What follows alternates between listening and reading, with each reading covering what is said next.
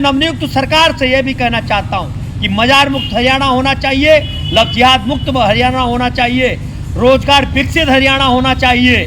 मंदिरों की बिजली फ्री होना चाहिए, सनातन धर्म बोर्ड का गठन होना चाहिए और गाय को राज्य माता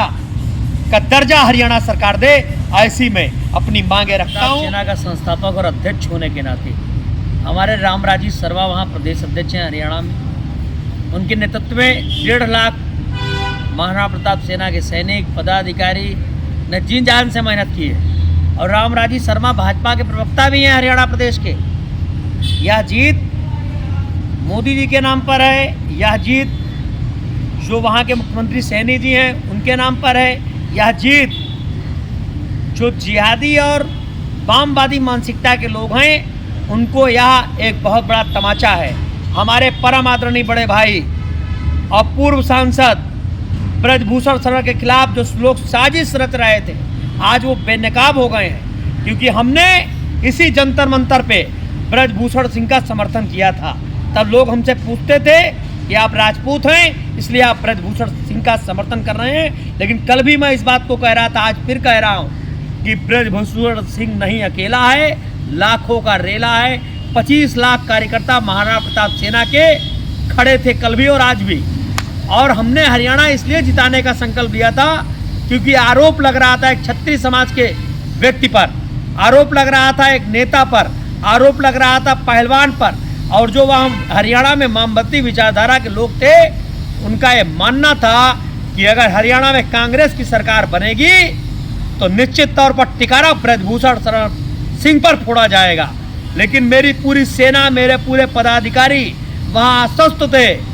और हमने वहाँ गुत्थी बैठाल दी। आज भारतीय जनता पार्टी की जीत है, निश्चित तौर पर वहाँ तो है, साथ में जो पहलवानों ने साजिश रचने का काम किया, एक क्षत्रिय समाज की सूची तैयार कर दी है बलात्कारियों की, उसमें चाहे राजवर्धन सिंह परमार का नाम रहा हो, चाहे कुलदीप सिंह सेंगर का रहा हो, चाहे ब्रजभूषण सिंह का रहा हो, ऐसे जितने भी बलात्कारी जो एक विपक्षी पार्टी दिखा रही है